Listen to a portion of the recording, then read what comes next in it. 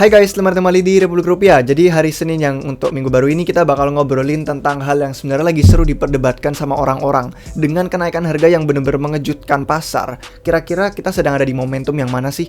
Apakah kita sedang di momentum yang positif? Artinya kita bakal lanjut untuk ke atas, mungkin perlahan-lahan sampai nanti kita menuju ATH setelah halving seperti banyak argumen orang. Atau mungkin kita sedang berada di posisi yang bakal ngejebak orang-orang yang bullish atau dibilangnya bull trap. Jadi dipikirnya kita bakal koreksi lagi dan mungkin bottom sebenarnya masih belum terjadi. Ada dua sisi itu dan kita bakal lihat argumen masing-masing untuk perdebatannya. Nanti kalian tentukan sendiri apakah pasar sedang kembali bull run atau memang kita masih di dalam bear market yang kepanjangan. Oke, let's go.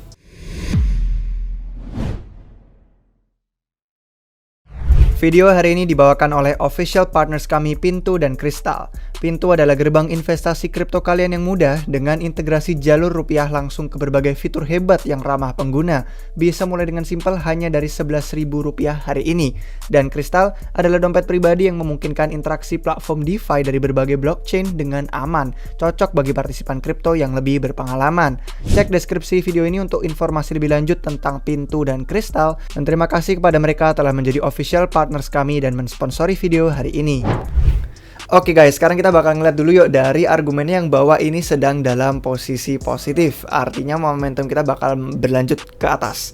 Nah kalau kita mau ngeliat ya sebenarnya ada banyak banget metrik on-chain yang bisa dipakai. Yang dari beberapa hari kemarin udah kami bahas.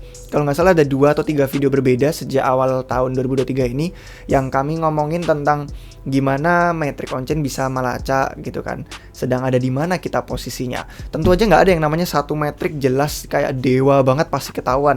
Wah ini bakal naik, wah ini bakal turun. Manusia nggak ada yang bisa melakukan itu. Bahkan metrik pun cuma bisa ngelihat data ke belakang, historis, bukan data ke depan. Nah hari ini kita bakal ngelihat MRGO kalau bahasa Inggrisnya. Itu Market Realized Gradient Oscillator. Bahasanya ribet, nggak perlu dipahami artinya apa. Yang penting yang mereka lacak ini adalah momentum positif pasar. Jadi mereka ini dipecah dalam beberapa hari. Ada yang 14 hari, 28 hari, 140 hari. Dan mereka itu dibuat untuk melacak momentum pasar yang misalkan berturut-turut kejadian, itu kemungkinan besarnya dia akan melanjutkan momentum sama tersebut. Nah misalkan di dalam momentum kalau 14 harian misalkan positif, kemungkinan besarnya dalam 2 minggu itu pun juga momentum akan berlanjut positif. Begitupun sama dengan 28 hari dan 140 hari. Yang mereka pakai di sini itu adalah harga dari Bitcoin-nya asli, BTC-nya, terus dibantu sama realized price. Nah realized price ini merupakan agregasi atau kumpulan harga yang bisa melacak apakah arus dana yang masuk itu natural, organik. Apakah arus dana yang masuk itu positif untuk berusaha memberi kekuatan di pasar. Nah kalau misalkan kita ngelihat ya dari harga BTC ini semakin vertikal gerakannya itu bisa dibilang kayak parabola. Misalkan nih kayak kita ngelihat harga Bitcoinnya yang hitam ini naik dibantu sama realized price-nya juga ikutan naik. Itu artinya momentum kenaikan harga itu didukung sama modal, didukung sama arus orang-orang yang investasi secara organik masuk. Dan kalau misalkan kalian lihat yang garis birunya ini merupakan delta gradiennya sendiri. Dan kalau delta gradiennya semakin vertikal, semakin kita ngelihat momentumnya sedang ada positif di sana apa enggak. Kalau misalkan aja nih ya, kita coba zoom in ya. Ini kan terlalu zoom out aja dari 2011. Misalkan masuk ke 3 tahun lah contoh. Nah misalkan kita ngeliat nih di 3 tahunan nih kelihatan banget kan volatilitasnya seperti apa. Dan ini memang karena yang namanya jangka waktu pendek, time frame kecil, itu pasti banyak banget noise-nya daripada sinyalnya. Karena mereka memang volatil banget ketahuan dari hari ke hari itu nggak jelas mau kemana. Cuman kalau secara umum kita ngelihat dari oscillatornya naik turun ini, naik turun maksudnya bukan naik turun, naik turun ini, kita ada kompresi. Dari volatilitas yang tinggi sampai kompresinya semakin mengecil, makanya kita ngelihat di sini semakin lama kita semakin ketahuan arahnya itu lagi mau kemana. Terus tiba-tiba dia ada break di sini seperti yang kita lihat kemarin. Dengan kenaikan harga Bitcoin yang tiba-tiba mengejutkan, osilatornya itu juga tiba-tiba naik di basisnya 14 harian. Artinya kalau misalkan kita ngelihat ini berturut lanjut untuk 14 hari berikutnya, itu momentum positif ada sampai akhir bulan Januari ini. Dan itu pun didukung sama dengan basis 28 hari. Cuman kita harus ngeliat time frame yang berbeda, nggak bisa cuma lihat short term aja. Sekarang kita zoom out dikit, masuk ke yang 28 hari MRGO-nya. Nah, kalau misalkan kita ngelihat ke yang 28 harian basisnya ini, kita bisa ngelihat ya, yang namanya momentum positif itu kalau misalkan didukung dengan gerakan yang terus-menerus naik gitu kan, misalkan higher high, terus higher low juga, itu dia biasanya lebih kuat di pasar untuk basis harga yang dilacak, misalkan 28 hari ya sebulan, kurang lebih sebulan. Itu makanya kita bisa ngelihat kalau contohnya kayak yang di 2014-2015an ini gitu kan. Mungkin kalau misalkan kita mau, kita bisa zoom in aja biar lebih gampang lihatnya. Langsung masuk aja ke 5 tahun biar nggak terlalu sulit bacanya. Nah, kalau misalkan kita masuk tadi udah 2015, terus kita ngelihat yang di 2019, 2020-an ini juga. Kalau misalkan kita ngelihat ya, sebelum kejadiannya bull run yang kita rasain pasca pandemi kemarin gitu kan, setelah adanya pandemi terus sekitar 2020-an itu, terus sampai kita ngelihat ke run up ke sana, itu memang secara konsekutif gitu momentum positifnya tuh mencapai puncak-puncak yang baru, meskipun kemudian ada momentum yang turun drastis nih 2021 pas kalau nggak salah Tesla yang ngumumin BTC nggak bakal diterima lagi. Terus akhirnya dengan berlanjutnya momentum positif kita bisa ngelihat gerakan harga BTC yang naik itu sebenarnya didukung apa enggak sih? Apakah ada arus dana modal yang masuk? Itulah kenapa kita ngelihat realized price-nya pun juga mengikuti gitu kan, dengan harga yang bener-bener realized price-nya vertikal ngikutin sama harga Bitcoin-nya. Terus sekarang kita ngelihat di sini lagi break yang di atas angka segitu. Kalau misalkan kita ngelihat itu belum terjadi lagi sampai sebelum pas kemarin Terra hancur. Jadi dengan momentum positif yang mirip sama levelnya pas kemarin sebelum Luna jatuh, kita bisa ngelihat harga yang lumayan menarik. Nah, kalau saya lebih suka ke makro yang secara keseluruhan ya, 140 hari bener-bener ngelihat zoom out dari secara umum tuh trennya seperti apa. Tadi kan kita udah ngeliat yang di 28 hari. Dan di sini lebih jelas lagi secara trennya 140 harian. Karena dia udah beberapa bulan kan hitungannya, bukan cuman noise gerakan volatil tiap harian.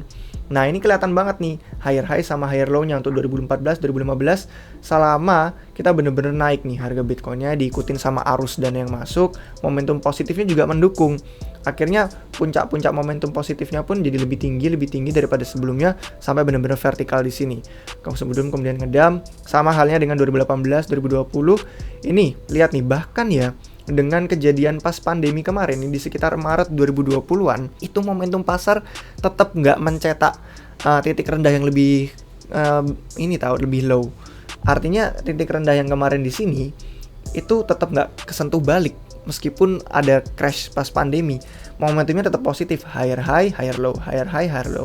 Terus kemudian momentumnya makin naik sampai ke atas. Nah, cuman bedanya kita bisa lihat di sini nih. Kalau misalkan kita mau zoom in ya, ini nanti ketahuan banget kalau misalkan harga BTC naik tidak didukung momentum, itu biasanya nggak bertahan lama. Nah, ini kelihatan banget nih kalau misalkan di sini. Ini kan kemarin kita pas bulan Oktober itu sebenarnya udah ada ATH gitu kan, untuk sekitar 64,an ribu dolar untuk BTC. Nah, terus tiba-tiba ternyata November naik lagi gitu kan, sampai ke 69 ribuan kemarin itu yang 68 lebih ke atas. Nah, cuman yang menariknya pas bahkan ada ATH baru pun momentumnya tuh malah turun loh. Momentumnya malah turun, artinya harga BTC naik itu tidak didukung sama pasar yang benar-benar kuat momentumnya. Makanya kita akhirnya mulai bearish untuk kemudian melihat koreksi yang terjadi berikutnya. Karena ternyata memang ATH yang sebenarnya organik itu udah pas 64 bukan pas 69 ribuan. Kalau mau lebih jelas lagi nih, misalkan 2 tahun gitu kan. Nah, kalau misalkan kita mau ngelihat ya, yang namanya momentum terus-menerus lanjut gitu kan, dari siklus-siklus sebelumnya, dengan yang harganya turun sekarang pun gitu kan, pasca FTX pun, itu sebenarnya udah naik mulu gitu kan. Dan kalau misalkan kita ngelihat bahkan dengan harga yang turun, momentumnya masih positif, itu bisa dibilang kalau dari istilahnya mereka tuh bullish divergence. Artinya momentum positif terlepas dari harga yang sedang terjadi. Dan makanya kalau kita balik ke yang 28 hari kayak tadi, itu ada kelihatan banget perubahan sentimen. Dan biasanya kalau gerakan yang berubah seperti ini, itu bisa menentukan perubahan tren makro. Apakah makronya itu sebenarnya dia lagi mau balik ke nah ini kelihatan nih di sini. Ya kan, bener-bener tabrakan dengan harga yang turun, momentumnya tetap lanjut nih positif. Artinya orang-orang tetap bakal akumulasi, tetap bakal lanjut, dan mereka nggak menyerah karena memang sudah banyak banget risiko yang udah mereka lepas dari kejadian sebelumnya. Udah ada banyak Terra, Three Arrows Capital, Celsius, BlockFi, Voyager, FTX itu yang paling parah. Dan ini ya sejak kejatuhannya FTX itu sebenarnya. Nah di sini nih, sejak kejatuhannya FTX ini kita benar-benar sudah trending di atas 0 gitu kan. Kita udah break above di atas 0, rada nyentuh balik ke 0 tapi terus pumping gitu kan dengan kejutan yang kemarin. Jadi kalau kita lihat dari momentum positifnya dengan basis 30 hari gitu kan, kita bisa ngeliat sampai akhir bulan Januari dan ternyata di 140 hari pun didukung, dan itu strukturnya mirip sama pas Maret 2020 kemarin pas pandemi. Jadi kalau misalkan kita mengikuti momentum historis, kalaupun momentum itu lebih lanjut gitu kan, sama seperti yang bulan pas pandemi kemarin, bener-bener higher high gitu kan, higher low, higher high, higher low, maka kita bisa ngelihat kekuatan dari arus modal yang positif dan organik ini untuk melanjutin momentumnya. Nah ini dari basis 140 hari berarti sampai beberapa bulan ke depan, karena kita baru bener-bener mulai break di sini. Cuman itu dia, harus dilanjut, karena semakin berlanjut seperti ini semakin kuat momentumnya daripada cuman baru nge-break sekali. Ini baru nge-break sekali doang loh ini, dengan level yang belum kita lihat sampai pas kemarin jatuhnya Terra Luna dan kawan-kawan. Jadi ini bener-bener rawan, jadi kita hati-hati aja. Cuman kalau ngelihat misalkan dilanjut ya, ada feelingnya untuk beberapa orang yang udah OG di pasar kripto lama bilangnya bakal lanjut. Nah sekarang kita bakal bilang yuk, kalau misalkan nih ngelihat dari siklus sebelumnya kan kadang orang-orang selalu nyari bottom. Ada yang nanya juga kemarin kebetulan di komentar, kemarin itu udah bottom belum sih pas FTX hancur, atau masih bakal ada bottom lagi. Nah masalahnya itu nggak bakal ada yang tahu kan orang-orang kapan bottom.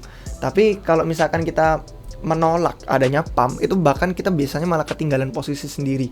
Maka kemarin kami habis nge-tweet kan, ini pas Desember 2018 itu BTC bottom ini 111 hari tapi banyak yang ketinggalan. Kadang bingung kan, 111 hari itu banyak banget waktunya, kenapa kok ketinggalan nggak sempet serok bottom? Karena masih pada nyari harga yang lebih murah lagi. Dan kalau misalkan kalian termasuk dari yang itu, kalian mungkin perlu mempertimbangkan pentingnya DCA, karena nggak ada yang bisa nebak gerakan harga. Nggak peduli analisis sebagus apapun, naik turun tuh kadang suka kegocek juga. Jadi paling aman memang DCA aja, masuk di titik yang secara umum nanti bakal tetap menguntungkan. Nggak perlu langsung all in di entry yang paling rendah. Nah makanya kadang mereka jadi sampai lupa gitu kan dengan apa ya namanya, tujuannya sebenarnya untuk dapat posisi, sampai ngeklaim ini eco bubble, ini bull trap, ini manipulation. Dan itu ada di sisi argumen yang sebaliknya yang bakal kita bahas hari ini. Orang-orang yang berpikir ini cuman kayak manipulasi doang, nggak bener gitu kan. Karena kalau ngeliat dari banyak metrik ya memang banyak indikator yang udah menyala yang bisa dilacak. Kayak yang video-video kemarin kami udah bahas, itu ada dashboardnya juga di Glassnode, itu 5 lampu dari 8 indikatornya udah nyala. Dan biasanya cluenya kalau pasar Bitcoin relatif kuat, itu pasti banyak banget lampu indikatornya yang nyala di saat bersamaan.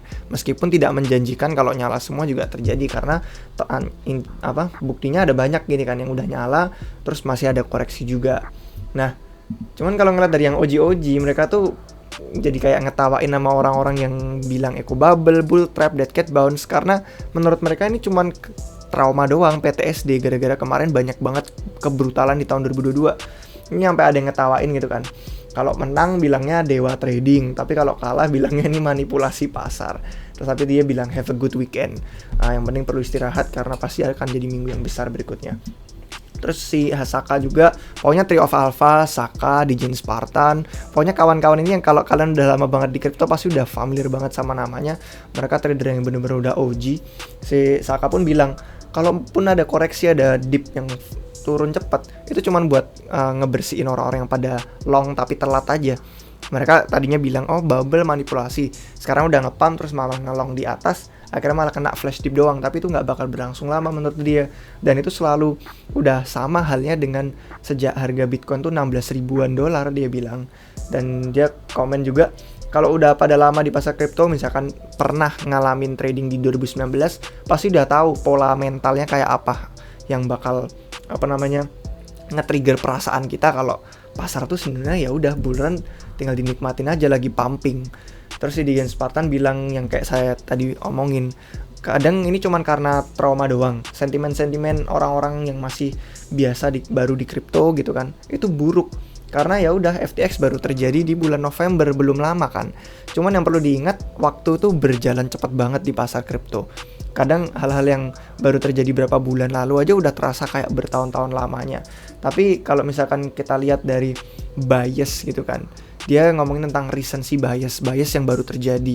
Nah 2022 memang brutal banget, FTX, terus banyak banget yang tadi udah disebutin, Terra Luna, Three Arrows Capital, Celsius, BlockFi, Voyager. Kadang itu semua yang bikin kita trauma, PTSD, terus akhirnya jadi takut yang namanya beli. Nih sampai dibilang mega very bad time to buy. Jadi pikir kayak ini waktu yang buruk gitu kan, cuma manipulasi, harga nggak bener-bener kuat untuk naik, makro masih belum bagus, masih kebawa-bawa trauma yang sebelumnya. Padahal kenyataannya sudah pumping jauh. Makanya kemana ada yang dibully kan di Twitter yang bilang this is the biggest bull trap ever. Tapi argumen yang beberapa perlu diperhatikan memang ada. Kayak contohnya kalau misalkan kita beralih nih ke argumen dari sisi sebaliknya, Bitcoin masih bisa koreksi lagi, Bitcoin bottomnya mungkin masih belum ketemu, dan koreksi dalam masih perlu diawasi. Itu adalah dari Bank Jepang yang secara udah berdekade-dekade gitu kan, udah puluh-puluh tahun mereka itu longgar banget sama kebijakan moneter fiskalnya. Sekarang akhirnya jadi agresif, dan mereka tuh megang treasury AS paling banyak. Dan karena mereka megang yang paling banyak, apapun yang dilakukan Bank Jepang bakal berpengaruh ke Amerika Serikat dan dunia. Dan makanya ini ada beberapa berita juga dari Bloomberg yang mereka sudah mengumumkan pembelian bond tapi tidak terjadwal. Terus kalau kita ngeliat dari Amerika Serikat, ya biasa, angka inflasi, CPI, nungguin FOMC dan kawan-kawan itu yang sudah dari dulu kita omongin. Cuman kadang pasar juga udah bosen karena mereka udah tahu gerakannya seperti apa, yang diekspektasiin apa. Cuman ya gitu, yang namanya tren makro masih belum membaik. Bisa ngeliat juga dari kayak angka manufaktur, kayak aktivitas bisnis itu dilihat akhir-akhir ini menyusut di Amerika Serikat juga. Ada banyak lah hal yang berbau Amerika Serikat, tapi kita coba cover yang di luarnya mereka. Cina contohnya, kayak tadi saya habis ngeliat di Instagram, ada beberapa turis yang dari Shenzhen, Cina kalau nggak salah udah mulai pada masuk ke Bali. Dan ini karena Cina sudah membuka perbatasannya mereka, jadi travel mereka udah boleh dibebasin. Dan mungkin dengan adanya travel kayak gini, orang-orang kadang ada yang khawatir gimana dengan ekonomi global misalkan COVID menyebar luas lagi. Adalah ketakutan itu dengan dibukanya perbatasan Cina mainland. Itu yang ketiga. Terus yang keempat ada dari internalnya kripto sendiri, efek domino yang kemarin kita bikinin episodenya, videonya kalau kalian masih ingat. Ngobrolin tentang si Winklevoss brother yang kembar melawan dengan Gary Silbert. Karena mereka tuh ya itu yang namanya kemarin diambang kebangkrutan, tiba-tiba beneran bangkrut si Genesisnya. Akhirnya dia mengajukan chapter 11 bankruptcy. Itu dari internalnya. Ada efek domino, orang-orang berkata dari Genesis, Gemini, DCG, dari berbagai aset kripto yang mereka pegang mungkin bakal kena rawan. Tapi sebenarnya ya kalau misalkan kita ngeliat dari banyaknya hal ini, kadang itu nggak terlalu ekstrim kok kadang pasar itu. Ada orang di sisi ini berargumen udah bullish banget, ada yang berargumen masih bearish banget. Kadang itu pasar di tengah-tengahnya, dia menemukan jalan di tengah-tengahnya. Dan saya cuma mau baca lagi komentar yang kemarin saya bagi untuk di konten member di dashboard. Itu memang situasi makro saat ini lebih stabil secara umum. Dan ada tanda-tanda positif juga, chartnya udah mulai positif, udah mulai hijau-hijau. Cuman kita nggak bisa dengan sembarangan bilang oh bottom udah lewat, kita udah aman, tinggal all in langsung up only. Atau malah sebaliknya juga, kita nggak boleh merasa arogan terus berpikir kalau skenario terburuk masih belum terjadi, masih bakal dumping lagi, black swan segala macam. Yang penting kita cari titik tengahnya aja, gimana cara menguntungkan diri sendiri. Hasil yang paling mungkin tuh di tengah-tengah.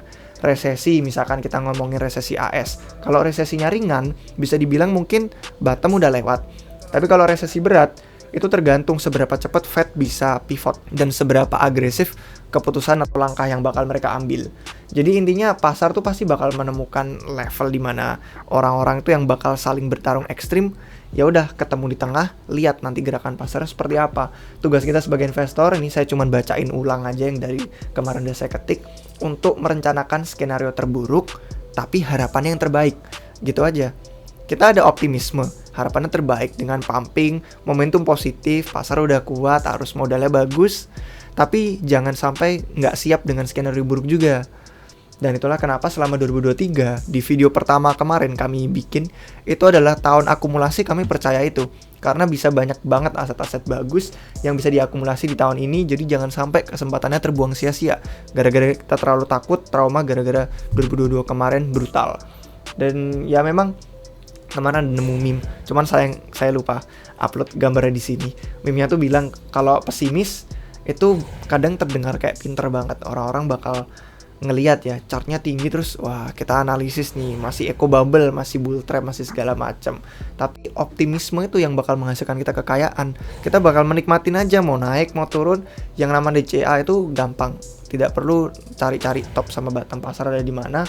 Dan ya ada benernya juga sih, cuman tergantung pendapat kalian gimana. Coba kasih tahu di komentar di bawah apakah kalian lebih ke pihak yang bullish, apa lebih ke pihak yang bearish, atau mungkin kalian ngelihat dua sisi ini terus ada analisis sendiri. Silakan analisis di bawah di komentar. Terima kasih udah nonton sampai akhir guys, semoga videonya bermanfaat untuk kalian semua. Jangan lupa kasih jempol, jangan lupa juga subscribe biar gak ketinggalan video terbarunya. Terima kasih dan sudah nonton sampai akhir. Sampai jumpa kalian semua lagi di video yang berikutnya guys. Cheers.